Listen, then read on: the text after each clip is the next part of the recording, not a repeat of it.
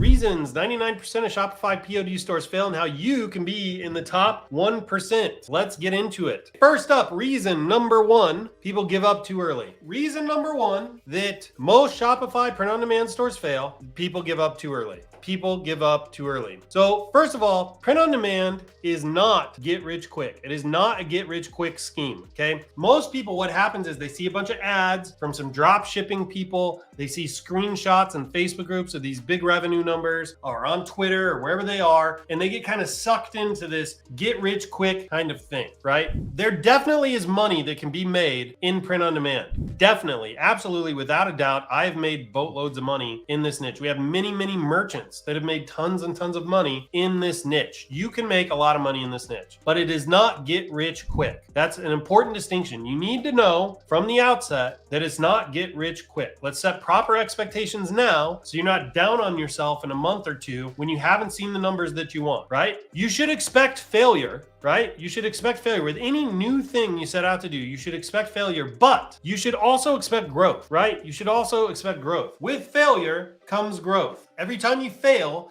you have an opportunity to grow. It's going to be up to you as an individual to learn the lessons that failure is trying to teach you, right? To redeem those lessons so that there's a return on investment from your failures. That's up to you as an individual. That comes down to you and your mindset and how you let failure affect you, right? I try to train myself. Now, this is I don't want to pretend like I'm there. I try to train myself so that every time I fail, I go, the world is teaching me. I'm getting a free education here. It's like a course I don't have to pay for. I'm getting a lesson. Yes, failure. What could I do differently? What do I need to learn? How do I need to change my approach, right? That's what failure affords you. It gives you that opportunity. And as long as you learn from it, you're gold. Your goal. You can grow off of failures. Another thing, skills take time to develop. You should know that print on demand is a skill set, okay? And it's a lot of skill sets. It's not just one. Think of everything that you kind of have to learn and bring together if you want to be really successful at print on demand. Now I'm going to go through these and I don't want you to get discouraged if you're new because there are lots of people that are able to do this and that synthesize all this stuff together. And you don't have to be world class at any of this. You just have to be good enough, right? So think of all the skills. You kind of need to understand digital marketing a little bit. You kind of have to understand how marketing works, like how you get someone to buy stuff, right? You kind of have to understand like how and why people buy crap. You got to understand that. You have to have the technical chops to start your own Shopify store. You need at least enough like design intuition to kind of know like when something is aesthetically on or off. So like when you're designing a message card, if the text is off balance or it's weird or whatever, you kind of need to be able to see that so you can make those corrections. That's an intuition you have to develop, right? You need to know a little bit about copywriting. Not a lot, just a little bit, so you can write compelling copy for your stores and for your ads. You have to learn the ad side of things, right? Like you have to learn how to run the ads. You have to learn data analysis. Not a lot, just enough to be dangerous, right? So there's like a number of skills that you have to develop to be good at this, and you got to bring all those together and kind of synthesize them into a successful print-on-demand store. You can learn all of that. You can learn all of that. Make no mistake, right? The biggest thing I want you to hear though, is it can take some time. Depending on where you're at when you start your journey is going to determine kind of how long it takes you to get there, right? So you can learn it all. It's totally doable. I've seen people from all walks of life figure this out. It just can take a little bit of time. And I'm sharing this with you because I don't want you to get discouraged as you move through the process. Right? I would also highly encourage, courses, education, things like that. They will help you a lot. Okay. You have to learn your audience. This is something that also takes time. You have to learn your niche. You have to learn your audience. You have to figure out what they respond to, what kind of products they like. That takes time. But the key takeaway, if you don't give up for long enough, you win. It is almost guaranteed. Almost. If you don't give up for long enough, you win. Let's keep going. Reason number one, people give up too early. Look at the picture real quick before I move on. You've got two guys essentially doing the same kind of work. They're doing the same thing. This guy down here is one strike away from the diamonds. He's one move away from getting what he's after. And look at this. He's going to quit too early. Think of this. You are Chris Blair says this. Russell Brunson says this about funnels. I've said this before. You're one product away from potentially changing everything. One product. Don't give up before you hit that product, right? You never know. I mean, it might be product 113 is going to change your life. Do not give up on product 112. You feeling me? That's what this dude's about to do, right? If you don't give up for long enough, you win. If you don't give up for long enough, you win. Okay, reason number 2, poor user experience, right? So now we're going to get into Shopify itself. We're going to talk a little bit more about the store and the setup and suppliers and crap like that. Right? But first, it's mindset. Got mindset out of the way. Reason number 2, poor user experience. So let's talk about this. Design and branding do not look like a dropshipping store. Go out of your way to avoid looking like a dropshipping store. Okay? That is going to tank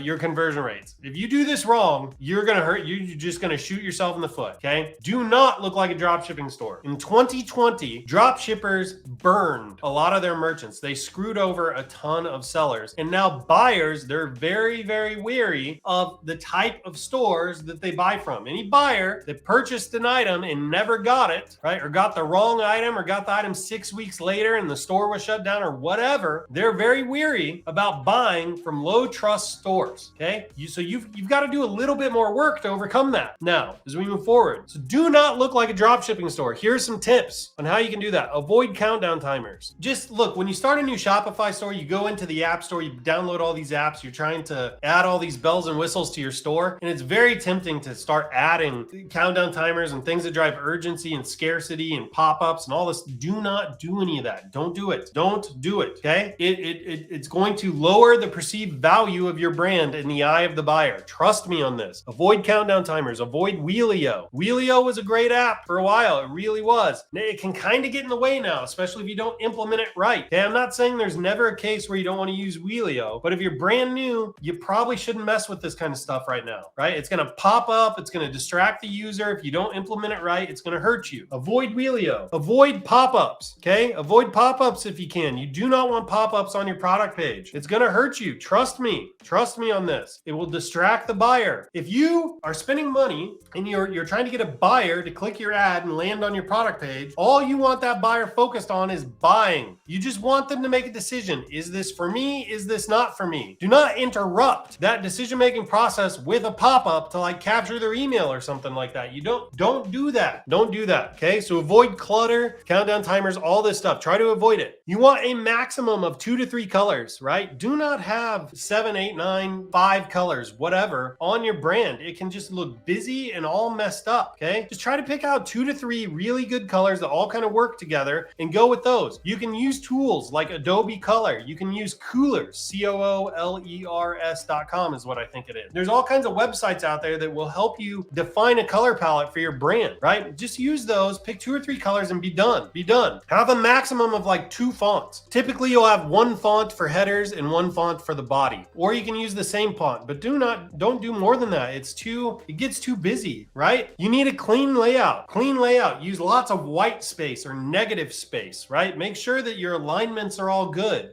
Scroll through the page yourself. Is it clean? Is it easy to read? You need to do some testing on that. I've got some examples over here on the right. Look at this. This is Belesme, one of our internal brand stores. We've got a real nice looking logo. I mean, that looks nice and professional.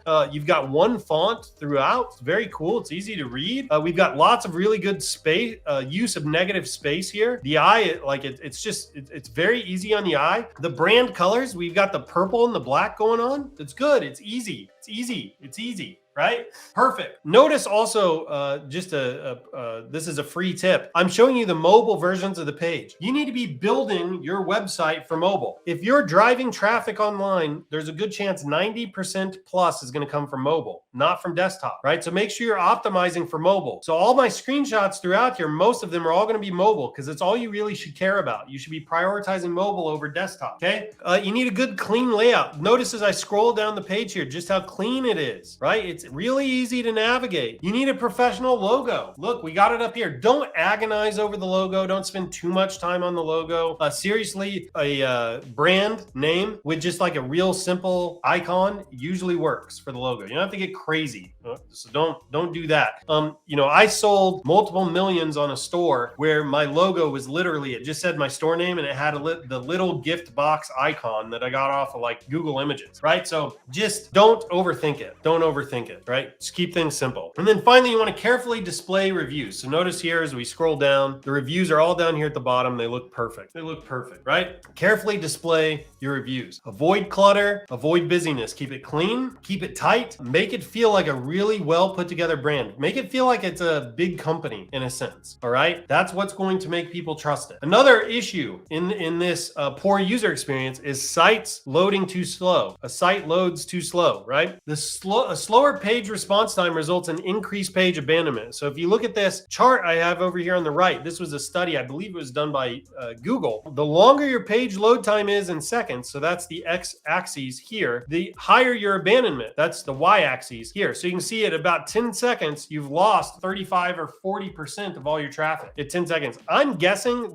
like this particular study is probably 3 or 4 years old. I'm guessing that these numbers are much higher now, right? Because people are they're spoiled by TikTok and everything else that they're just expecting data and information and stuff just, blasting them in the face all the time. And if they click from a high speed place like TikTok to your website and you take more than a second to put some kind of content on the screen, they're probably going to bounce, right? They're not going to sit there and look at a blank loading page for too long. That's just not going to fly anymore, okay? You need to make sure your page speeds are optimized. So don't bog down your store with tons of apps. That's going to slow down your store. Don't do that. Less is more when it comes to apps. Less is more. You need to focus on optimizing product pages, cart pages, and checkout pages. Product, cart, and checkout. Product, cart, and checkout, okay? And remember, optimize for mobile first. You can use tools like Google's Page Speed Insights or GT Metrics to verify your page speed. So you can go to gtmetrics.com. You can run your product page through a test. So here I ran Belesme through a test. Look at this. It gets an A+, 100% on performance and structure, right? I ran it through Google Page Speed Insights, which is a lot different in the way it grades. And you can see the scores are lower, but honestly, it's really hard to get excellent scores on Google Page Speed Insights. Yeah, so it's the same page. I ran through both of these, but you can see it's a lot slower on Google Page Speed Insights, or the score is slower. So anyway, Google's a little bit more difficult. So gtmetrics.com or Google Page Speed Insights. Next, again, we're talking about user experience here. You want to prioritize above the fold. So above the fold is like when you visit a page, it's everything you see on the screen without scrolling. That's called above the fold. You want to prioritize everything you put above the fold. You want to keep it clean, avoid drop shippiness, like we've said. You want to call attention to what's most important above the fold, right? And if you can get your calls to action above the fold, you definitely want to do that. So here's some screenshots of two different stores. One's better than the other, even though Belesme is not perfect here, right? Belesme is not perfect, but it's pretty good. So here are the two stores compared to each other. We'll talk about what's wrong first. So we'll look at this one on the far right first, then we'll talk about what's right. So wrong over here. First of all, look at this. We've got a pop-up right away. We visit the product page and immediately we get a pop-up. That is so distracting. It's not even funny, right? That is so distracting as a user. When the thing slid in, it totally distracted my eye. This is costing this individual money for sure. Right here, you have this little trusted site thing. Look, nobody knows what this is. It's not a recognized brand name. It's nothing, right? Like nobody knows what this is. I really doubt this is increasing trust for the user. It's also sticky. So like as you scroll, it just sticks to the thing. It's just, I don't know. It's distracting. It's distracting. Another thing I really didn't like about this page over here is see this ShineOn fulfillment thing here? Make sure you hide this from your product page. You don't need to display that. It also pushes all the content down on the screen. That makes no sense. So get that out of here. Then over on Belesme, so Belesme is doing a lot better here. So Belesme calls attention to the reviews right here. I would award more points if this was all in a single line instead of word wrapped into two lines like it is here. That's quite messy and is taking up white space it doesn't need to. But you've got the reviews right here. That's good. You show the discount. I kind of like how the discount is good and it's highlighted. It's going to make the user feel like they're getting a deal. Then you also have the payment option here to pay in 4 interest-free payments of $17.48. So I like that we're using Shop Pay. I would much rather see this right there next to the add to cart button. Putting it up next to the price though is not a bad idea. That's what's going on here. And again, I don't like how much space this is taking up. It's taking up like 3 lines lines would be a lot better, I think, if it was smaller font. However, I'm sure that this has been split tested a lot, and this is working right now on this particular product page. So you can see the difference between the two. Here, pop-ups, distractions, don't know what half this stuff is. Over here, we're calling attention to the reviews. Boom, that's building trust. We're showing people are going to get a discount. Good, that's building trust. Right next to the price, we're like, hey, here are some payment options, right? So it's making it really easy for the buyer to come to a purchase decision on this product. Next, you want to make sure that you're highlighting calls to action. So I don't have it in the screenshots here, but if I had scrolled down a little bit more and gotten to their call to action, which is these add to cart buttons, there's a noticeable difference between the two. You have this big green add to cart button with the arrow, and then you have this white add to cart button in red. Let me ask you real quick, which of these two would you have clicked on? If you were a buyer, you like the product, you're gonna purchase, which of these two buttons are you more likely to click on? You want your call to action to stand out, okay? And some ways that they did it on Belesme, which is really clever. First of all, they're using green, right? Green's a great button, great color for add to cart. There's a contrast, right? Because the other brand colors are black and purple. Remember, green is a contrast in color. So green really stands out. The text is in all caps. The font size is large, so it fills out the whole button. Compared to this, right? Like, look at how just empty this button is. So it fills out the whole button. You have a little arrow here. Arrow is going to give the sense to the buyer that this is progress. This is where I need to go. This is what I need to do next. That kind of thing. And also, I like the drop shadow on this. The drop shadow gives the impression that it's hovering. It's floating above the thing. It feels like a button. It feels like when you click it, it's going to depress, right? All those things because of us and our years of experience on the internet. We're just trained to click buttons like this, right? We're trained to click buttons like this. So I really, really like this. So reason number 3, missing trust elements. Missing trust elements. So let's talk about that. Trust elements, what are they? Well, convincing a website visitor to take out their wallet, pull out their credit card, and then buy something from you, it's a skill. That is a skill. You have to be able to convince people to do that. And you can do that by increasing their trust, right? By increasing their trust. And one of the ways you can increase their trust is by adding trust elements to your store. So what are trust elements, right? Well, there are a number of things. They're certainly not limited to this list, but this is like my go-to. These are the ones I like. You can have lots of smiling faces on your store. This gets overlooked by a lot of people. I'm going to talk about why smiling faces are like a hack for conversions. They're my favorite thing. Look, I own multiple businesses. I own a local service business here in Kansas City, and smiling faces are like my kind of go-to hack if I want to increase trust and conversions. Right? I love it. They're overlooked by everybody. They're very powerful. Authentic reviews is kind of a no-brainer. Everybody likes to see reviews on products before they buy. Having authentic reviews is important. I'll talk about some things you can do to make your reviews more authentic when we get there. Your button icons. So have a cart on the add to cart button. People are going to read the little cart icon, the little cart emoji on the add to cart button before they read add to cart, right? So it's a way to like psychologically tell a user what the button's for, like before they read it, right? It's a way to like immediately start to register that stuff. You can add a padlock or a credit card to the checkout button so people know exactly what the button's before they read it.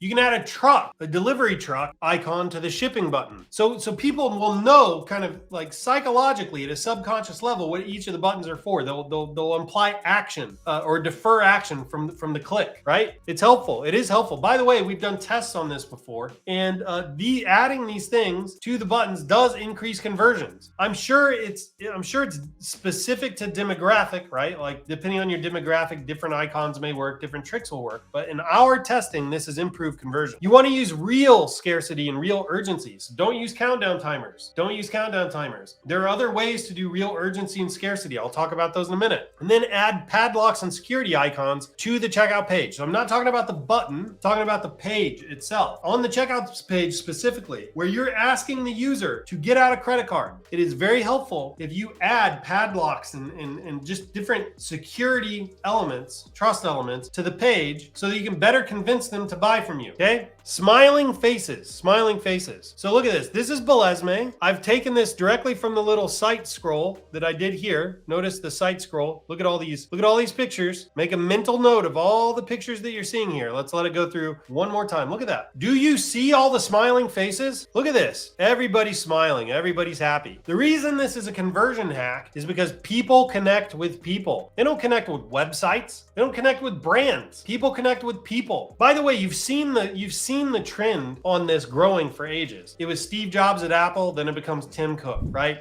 Twitter is now Elon Musk. Jeff Bezos is Amazon, right? People connect with people, not brands. Brands have to have a face these days if they're gonna fly. Well, it's a little more difficult when we're doing this jewelry stuff, but you can hack it. You can find a different way to kind of do something similar, right? That's where you just bring in lots of faces, lots of people smiling, happy, sharing moments. It evokes strong emotion. Look at this. It's hard to look at any of these without feeling something, right? And I'm not saying it's a powerful emotion. It's a small emotion, but if you get the emotion engine going, they're going to be more likely to buy your product. Look at this. It's hard to look at any of these without feeling something. So it evokes emotion. Another thing is eye contact increases trust. So if you can find images where the individual is looking directly at the user, I promise you the user will make eye contact with that individual. It's very difficult not to do that. It's very difficult not to do that. Look at this. Look at this guy right here. How many of you have looked at this image here out of all of them a couple of times, right? It's very difficult not to because they're looking at you. And there's just something about that, when your eyes are scanning an environment, you're locking eyes with other things. I don't know. It's probably some kind of evolutionary threat detection kind of thing that you're tapping into, right? Where they boom, or relational thing, right? Where boom, you're looking at other eyeballs that are looking at you, right? So anyways, people connect with people. It evokes strong emotion. Eye contact increases trust. Are you guys feeling me on this? Let's go to the next one, authentic reviews. Authentic reviews. So reviews increase authenticity, right? You need to make sure they're displayed in the right places. Okay. And you also need to allow some negative reviews through. So let's look at what we don't do and what we can do. So look here. Belesme actually it looks like they're filtering any review below 4 stars. Now, let me ask you, if you're a buyer and you're really trying to figure out, hey, should I trust this company? Should I not? I want to buy the product, but I need a few more kind of little signals. I need a few areas of validation here before I'll feel safe doing it. And you go to the reviews and you expand it and the reviews look like this. What are you going to think? Are you going to think that really everything out of 4,400 purchases, that everybody rated it at 4 or 5 stars? Or are you going to think maybe someone's got their finger on the scale just a little bit? Right? Now look, I've used looks on my own stores. I've done this before. It's hard not to want to filter out negative reviews, but you have to let some of them through. Let's just be realistic here. Everyone's doing this. Everyone's filtering reviews. Realistically, it's just how the world is today. I'm not necessarily saying don't filter reviews. Every now and then you get somebody that just blasts the product. You don't know what's going on with them. Maybe they just had a bad day, whatever. It feels very unfair. Whatever, filter it. But you do have some honest feedback that comes through occasionally, and maybe you should let some of that through. Some negative reviews will increase trust. So here you'll notice I gave Belesme an X. I've done this before too, so whatever. But Belesme does a lot of other things really great. So first of all, they have the reviews displayed in the right places. So before the user even gets to the price on the product page, they're showing them reviews. They're like saying, hey, it's a high quality product. Other people like you that have bought it thought it was great, right? Really good. I give them a green check here. That passes. Also, the reviews at the bottom of the page, they're great because they're product specific. Notice Belesme is not sharing all 5,000 reviews on every single product. They're trying to keep it product specific. So right here, this product has 10 reviews. Pretty cool. That's going to increase trust with the buyer, right? So that's a good thing. Good thing on that.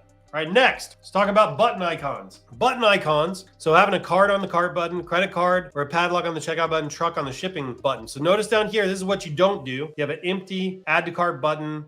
I don't know. This is a horrible add to cart button, if I'm honest. First of all, it's red. People don't want to click red stuff. I don't know. This is bad. This is really bad, okay? These two up here are way, way better. So notice this one here, it's green, and we have this little cart icon, right? This button could be better if add to cart was bigger and filled out more space, but it's not bad. It's not bad. And that card icon is really good. It tells everybody exactly what the button is for and what's going to happen next. Then this one up here has got the arrow. You can use arrows and you can also use fingers. Now we actually did a bunch of split testing on icons and different things on cart. And for a while, the finger, the actual like emoticon finger here was the highest converting emoji we could put on the add to cart. And I believe back when we had the platform, we even rolled out a version of the platform with that emoji on the add to cart button, So use button icons. All right, use real urgency and scarcity. So here was a study that analyzed 120 million purchases across 2 billion user journeys. And they found that scarcity will increase conversions by about 2.9%, social proof at 2.3%, and urgency at 1.5%. So social proof is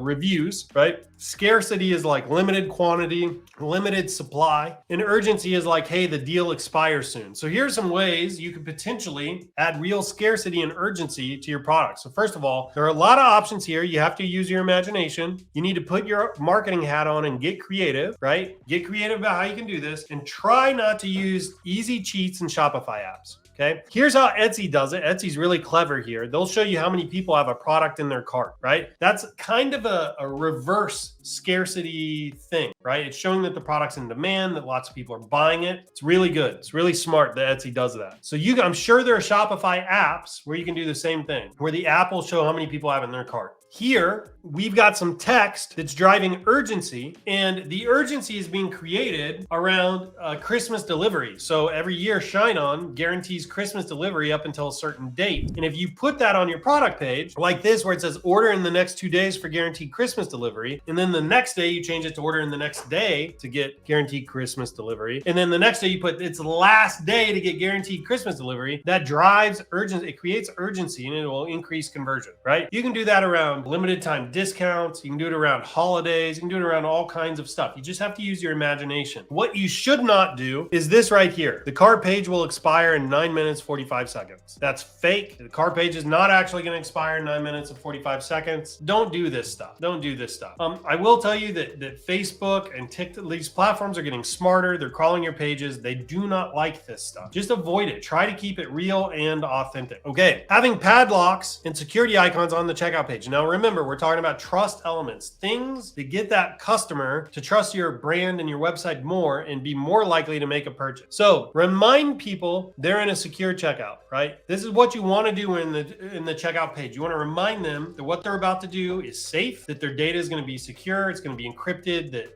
nobody's going to be able to hack it, that you're a brand that they can trust, that kind of thing. Padlocks and shields are psychological triggers, right? That give people a sense of security. And you want to remember your audience, because each audience is going to be a little different, and they're probably going to respond to different things. So here is a screenshot of Belesme's checkout page. And you'll see Belesme up here in the top right has 100% safe checkout. They have a shield, which has got 256-bit encryption underneath it. And then they have a padlock that says Shopify Secure. Most people, even folks that aren't entrepreneurs, know what Shopify is these days. And they probably purchase from a Shopify store. So you can actually borrow credibility from Shopify by adding this here. Reason number 4, drop shipping woes. So again, why do 99% of Shopify print-on-demand stores fail? And how can you be in the top 1%? Well, one of the reasons they fail is drop shipping woes. So what do I mean by that? Well, a lot of people start selling online with drop shipping.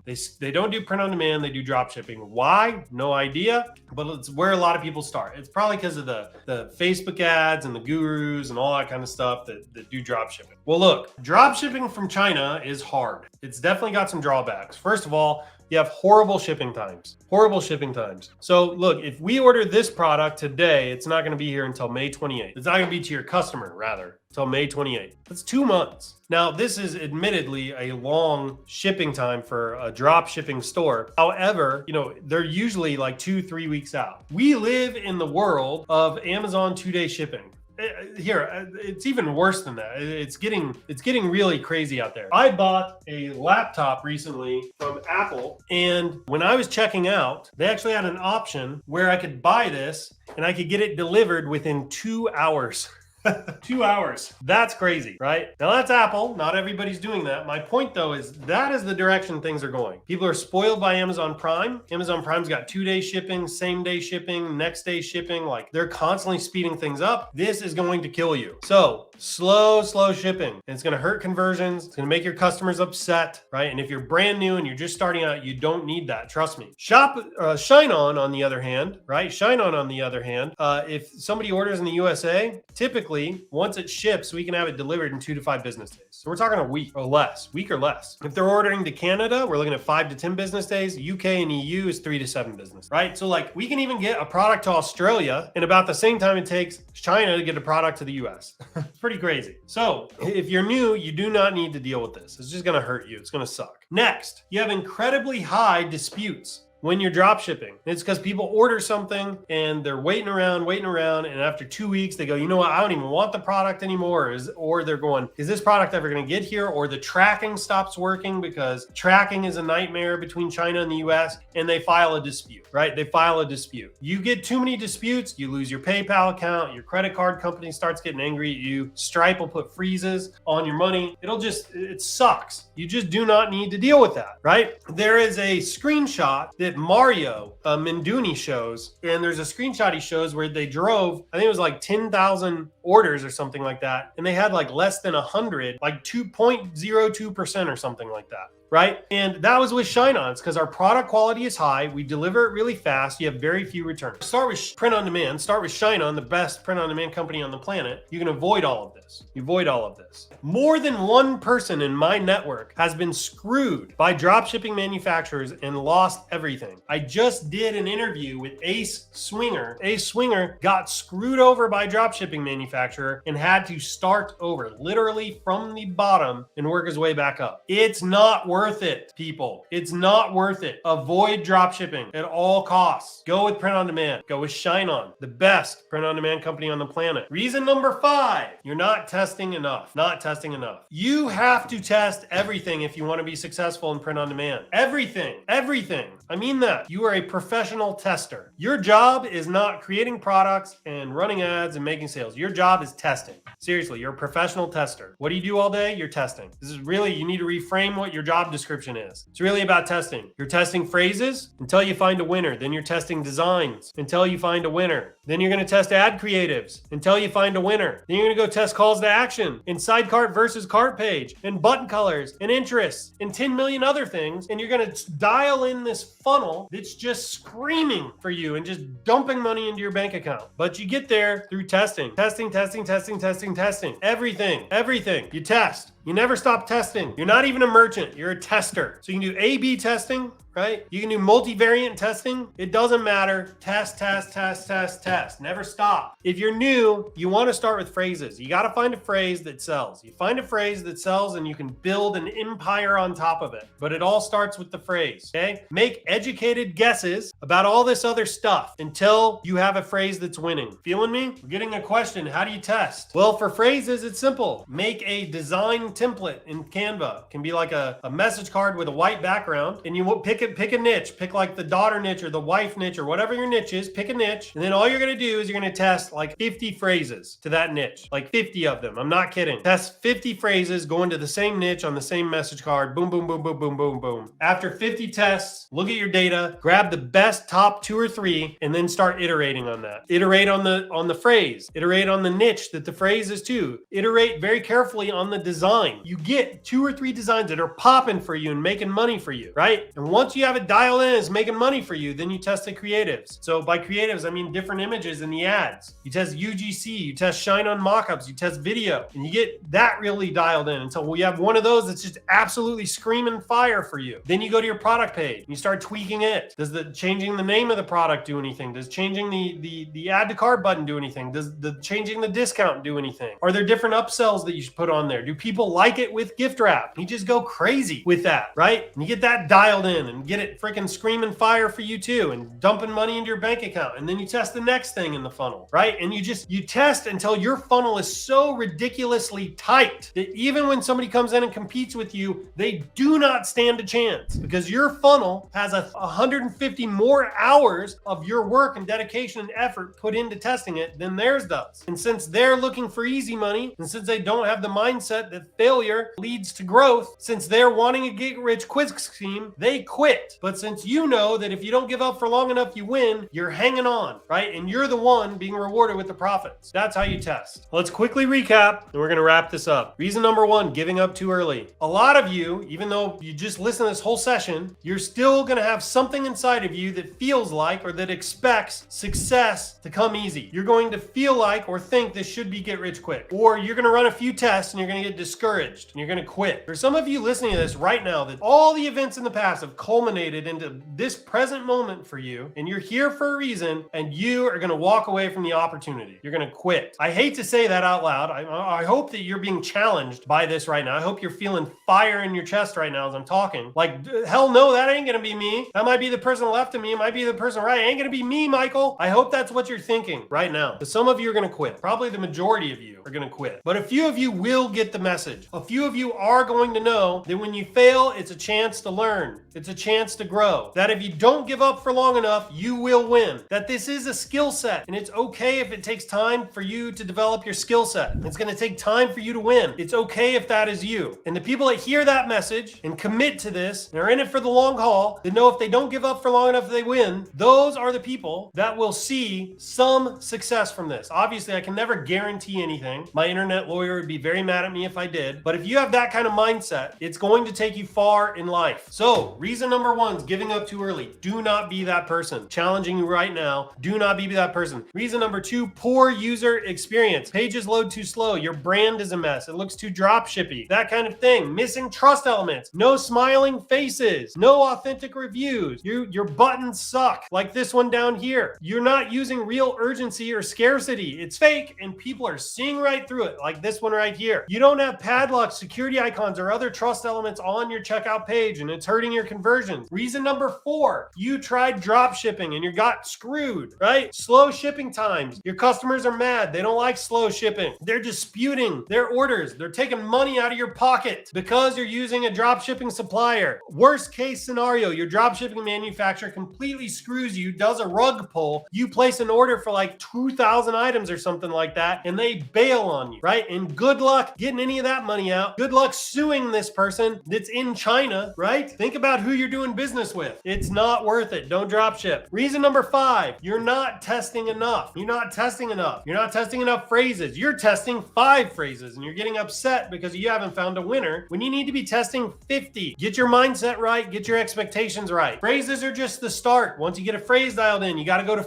designs, ad creatives, and so on and so forth. Testing is your life. You're going to test one thing after another until you die if you were in this business, right? Testing is it. Learn to love the process. Learn to love testing. Learn to love the game. That is what this is. If you're new, once you go to ShineOn.com, you can start selling today. Or if you're watching on YouTube, you should be able to click the link in the description below. If you're watching on YouTube, join our Facebook group. If you're on Facebook, go to YouTube. Go to our Instagram and Facebook pages. We're always dropping fresh content there. I hope you found this helpful. I hope you're in the Never Quit Club. Until next time, everybody, happy selling. Take care.